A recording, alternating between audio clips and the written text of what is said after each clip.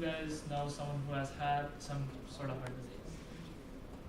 So unfortunately, about every 43 seconds, a person dies from heart disease just because it's such a widespread problem.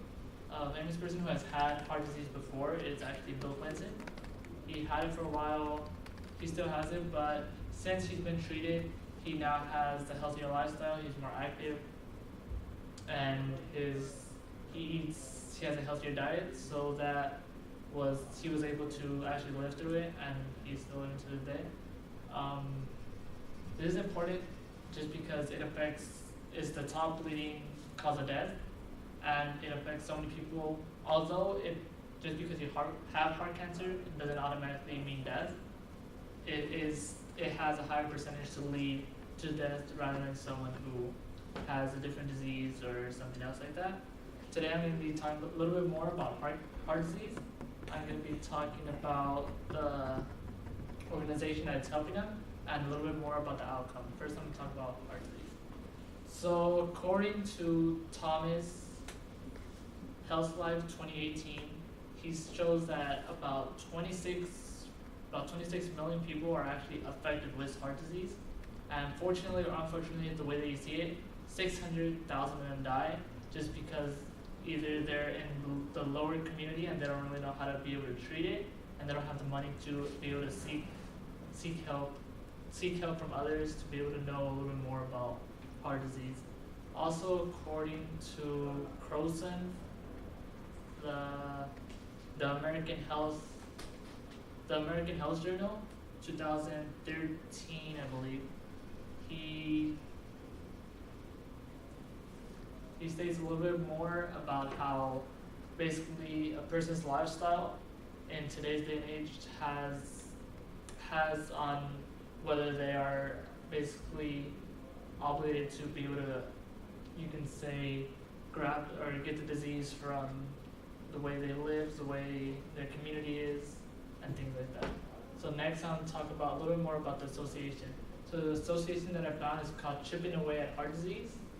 They focus mainly on spreading the word, but also they do events where they can go around certain communities, mostly lower end, and they basically teach them a little bit more about living a healthier lifestyle, from diet to activities to even sleeping, just because abnormal or in lower communities they don't really have a balance in those, so they have a higher percentage. Also, according to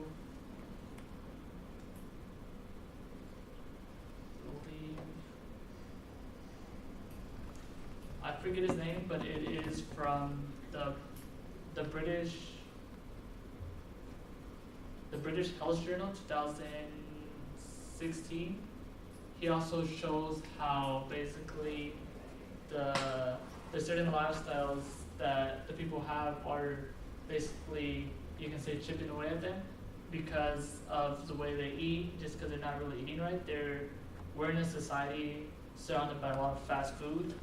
So just because the fast food ends up leading to diabetes ends up having a bigger effect into leading to heart disease. So next, I'm going to talk about a little bit more about how having a healthier lifestyle can help prevent having heart disease.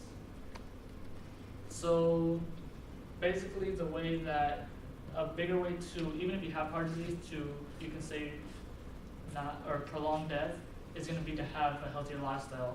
According to Leger,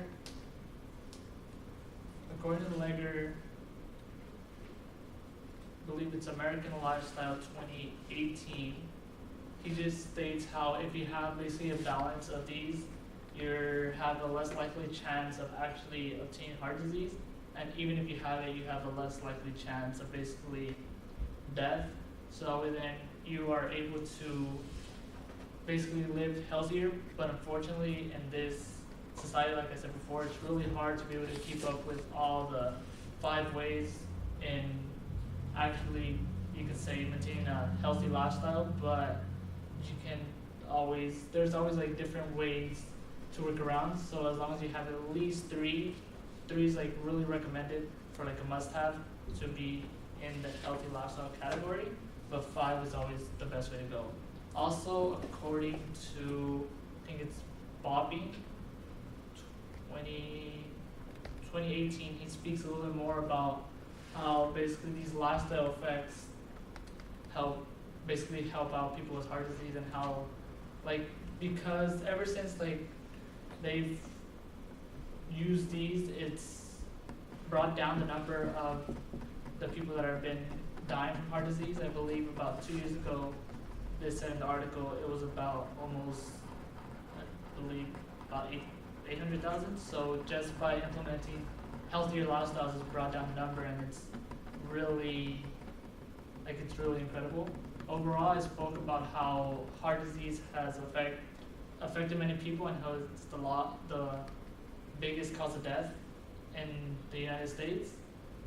So today I spoke a little bit more about heart disease. I spoke about the organization, about how healthier lifestyles can help out people with heart disease. This is important just because it's like the leading cause of death, and all the smaller diseases can overall lead up to this bigger disease. If anyone wants to learn a little bit more, they can go to chippingaway@heartdisease.org.